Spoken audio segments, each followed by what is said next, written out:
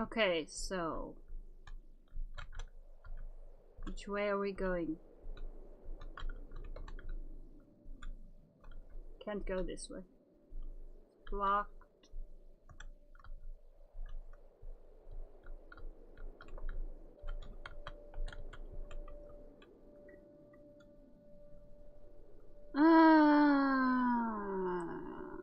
North Ring Desert. So I need to go down here? Yes.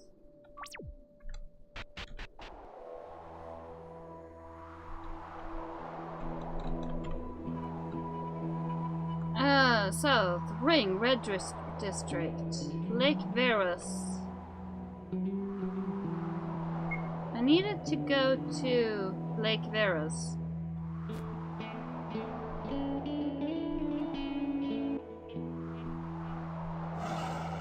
Whoa! Oh, wrong button. Is that a wolf? Desert wolf. I just heard the growl.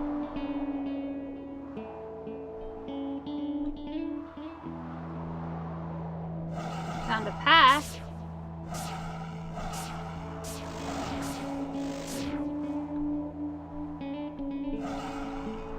Wolf pelt? Why do I pick up wolf pelt?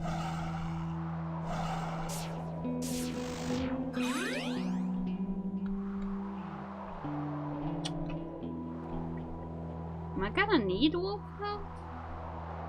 At some point, maybe.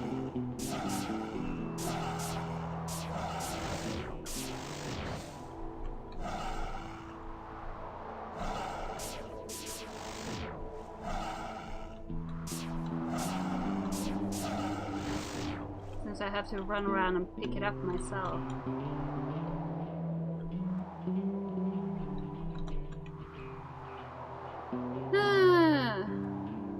North Kidneys Highlands, Southwest Ring Desert.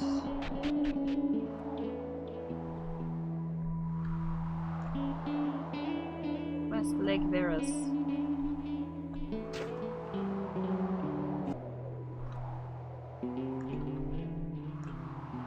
Something.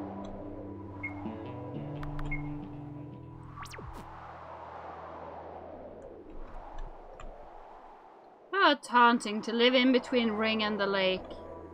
Why don't you move then? Yes, Lake Verus is crawling with the religious nutjobs and Ring's closed off to the outside public. There's really nowhere else to go. You just like the desert? Luscious grounds are my home. I was born here.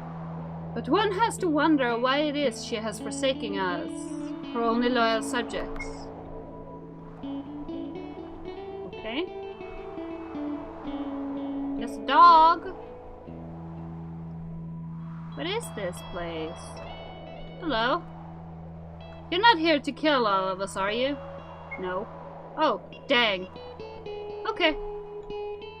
Why do you want me to kill everyone? Well, I don't actually want you to do that. I was asking because I figured if you had the ability to kill everyone in a town, you'd be able to kill Crackit and his monstrosities. Crackit? Mm-hmm. Overlord of the Kid. Those green things that fester in the tunnels beneath all of Pleas. They are a plague and they need to be eviscerated. North of here is where he lives, the High Wolf Sanctuary. So named because the Conclave of Kith has trained a whole bunch of desert wolves to protect their leader. I want to go there and remove all of them, but I don't think I'm able to do so by myself. Good luck with that. Yeah, I'm going to need it. I'm not gonna help you, at least not right now.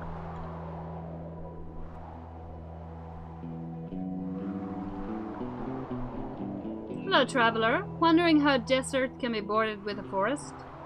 It's not unheard of. Yes it is. The goddesses rightly don't tamper with lands outside of Pleas, as this is the holy ground. Why do you think we get no invaders? Again, it's not unheard of. Yes, how? But it's proof that the four goddesses are working their deeds, of course. Lasha's domain is the desert, while Liquia's is the lake and forest. Can't get any clearer than that. Alrighty. You there! I have a mission of the utmost importance. It is regarding the safety of the entire world. Okay. Angry spirits roam this side of the desert, and to capture them I've planted spoons in the sand. But the time is nigh. I must have my spoons returned to me so that I may destroy the spirits once and for all. What? What? I would do it myself, but I must remain here to ensure that my hometown does not get consumed by the wrath of those from beyond. There are 5 of them. Go, quickly now, quickly. And you call those other guys Nutjobs. I would call you the same. To be perfectly frank. You're just as much of Nutjobs as the people you are saying are Nutjobs. Sure, what do you have to sell? Arrows, bolts, bombs.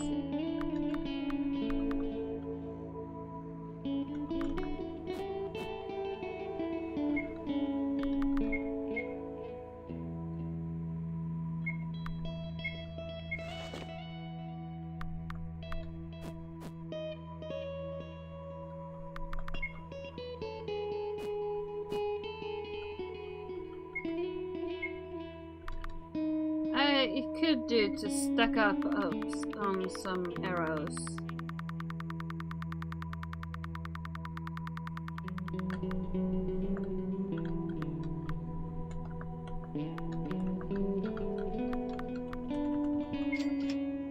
Oh, so I can only have 99 arrows. Okay.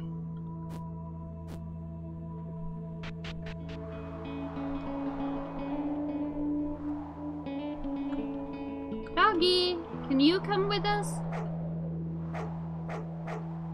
No? Okay.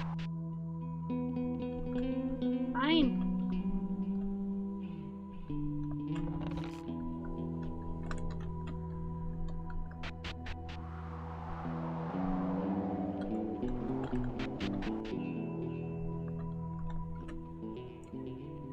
No. Seriously.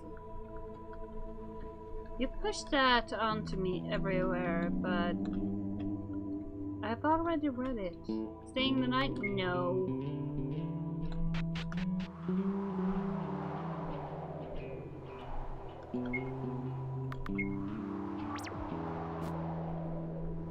I think I'm getting closer to the lake.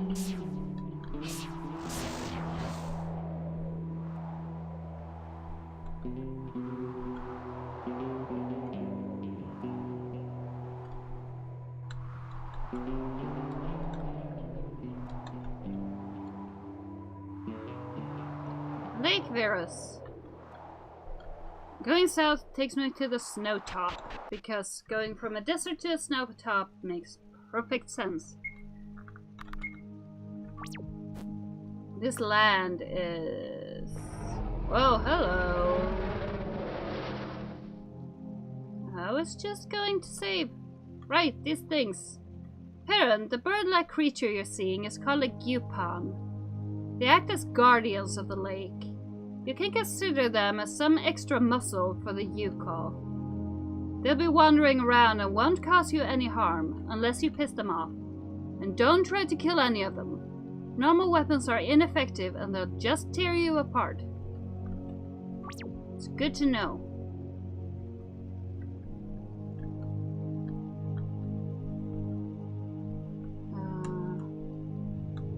What's up here? Another one of those. Yeah, so they don't attack me. Hello, greetings, stranger. May you be perhaps a wandering pilgrim? As we are secluded, getting Salvatore's word to the greater public is of the utmost importance. Salvatore? Why live in seclusion? It was not by choice. Lake Verus is Liquia's holy domain, and it was here where Salvatore's ascension took place. It was here where her mortal followers grew to understand the gifts of the 4 goddesses. Salvatore? Ah yes, the winged prophet of the blue goddess Liquia. The wisdom of the progenitor of water is so great that it requires translation from a humble scribe. Long ago, Salvatore accepted this divine responsibility and spread Liquia's word to the heathens across Pleas. Even the royal family of Ring accepted and adopted this philosophy. Salvatore may be gone, but the winged prophet's words still resonate deeply. That's why Lake Veras is a veritable paradise compared to the deserts outside. Okay. Okay, so there's a kind of a village up here. The compass wants me to go down, but I'm gonna look around first.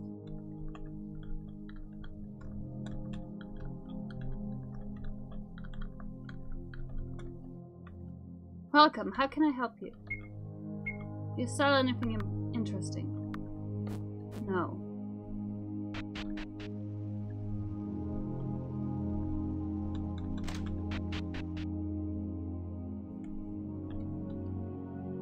Look to protect yourself? Okay, there's nothing here that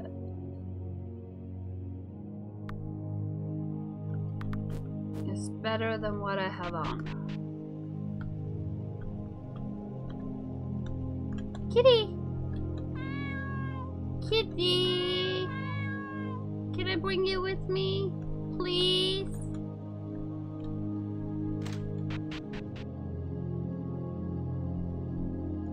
Hello? You there, traveler. I have a job for you that might be worth your while.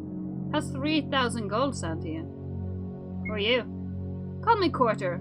I'm a revered hunter, or used to be. Now I just pay others to do that. Kind of job. Great, you saw those beautiful winged things on your way here, yeah? Suffice it to say, I want one of their feathers. You bring me one, I pay you a lot of gold. Is this legal? Heh, squeamish? Don't worry. I'm doubtful it's against the law, considering that they don't seem to be able to die. But I'm willing to give you a fair chance, and a fair pay. No response, huh? Well, come back when you made up your mind. Yeah, I'm not gonna accept that right now. And I'm not gonna read that again. Understanding the Grey, the Veras blossom. Yes, give me more information. The goddesses Liquia and Lasha had pooled their divine will to create the plant life that covers the majority of our world. It's logical, then, to assume that the Grey would attempt to corrupt something so ubiquitous. This is the creature we know as the Veras blossom. Named for its discovery by the High Priest Veras on their native territory, this sentient plant is considered hostile to everything not under the influence of the Grey. Curiously, it completely ignores creatures such as the Keith or Varsish.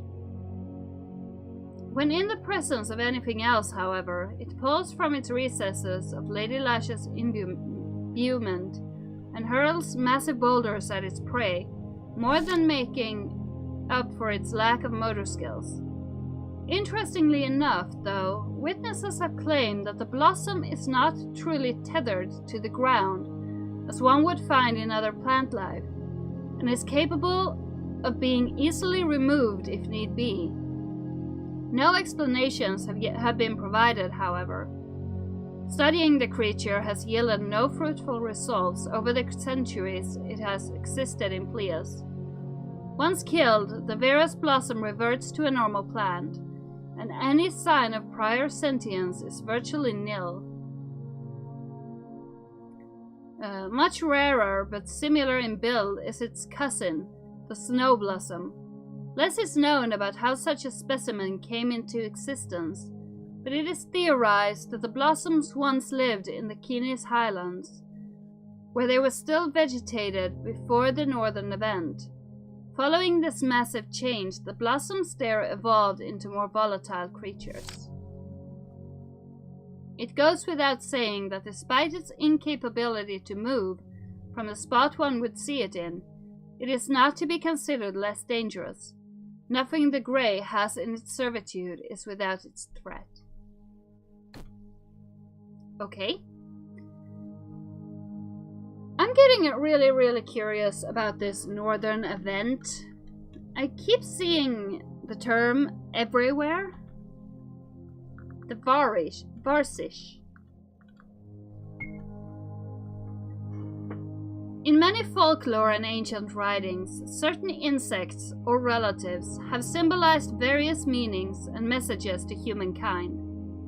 The fly being decay and death, the caterpillar/butterfly being hope and rebirth, but most explicitly of all is the spider, symbolizing fear. It is then right that the Grey would choose this form for its most frightening creature. Of course, symbolism and metaphors are beyond the primal force of the Grey God, and thus it is likely pure happenstance that the Varsish is formed the way that it is. Coming in two kinds, small and large, the enlarged arachnid specializes less in overt force, like many of its cousins in servitude, and more in the quiet, slow kill. It is said that the Varsish prey can die within minutes of being exposed to its venom if one is not fortunate enough to have a connection to the four goddesses. Perhaps then the Grey does understand a modicum of irony at least. The slow kill, over time, quietly. Is this not the price for losing faith? Regardless of religious implications, the Varsish is still a creature to be avoided. They are found mostly within the Keithian lairs of Lake Veras, although sources have indicated that before the northern event, some were seen below Snowtop. It is perhaps wisest, then, to avoid any kind of cavern unless you are fully prepared. Okie doke. Strange bestiary, the Geiken. In the west is the land of the most devoted, the followers of the winged prophet, the ones who live under the watchful eye of Lady Liquia herself. But more recently there have been rumors of a host of cultish worshippers of the most vile kind, followers of the Grey, and it is perhaps with this skewed point of view that has given them the ability to take control of what was once a beautiful creature, the Geiken. Before their corruption, the Geiken were docile, if imposing, avians that protected Lake Veras from those willing to do it harm. Historians have claimed that these winged creatures were once the followers of the winged prophet themselves, ascending to powerful beings representing Liquia's beauty, as stated in the doctrines. But with the formation of the Geiken, they have fallen from grace and become the brutish slaves to protect their interests, rather than Lady Liquia's. Is the similarity in nomenclature a coincidence? Many would argue not, but the Geiken worship is indeed the Grey itself, but the prefix Gai supposedly comes from a word derived from the language the creatures in the east, the Yurok, use, meaning learned, or perhaps even taught. Sources claim then that the Geiken are evolved specimens of a now extinct type of bird called a panto, which should explain their name now. As for what Cole means, it is less defined and not to be covered here. It is a shame that such beauty be marred by a poor understanding of what makes our world function, but such is the way of the winged prophet's teachings. Entropy must come in infinite forms, for the world is infinite. Change is infinite. And should the Geiken represent the beginning of this change, the guardians of the sacred Lake Veras, then we, as devout humans, must accept and learn from what this change could mean. Okay.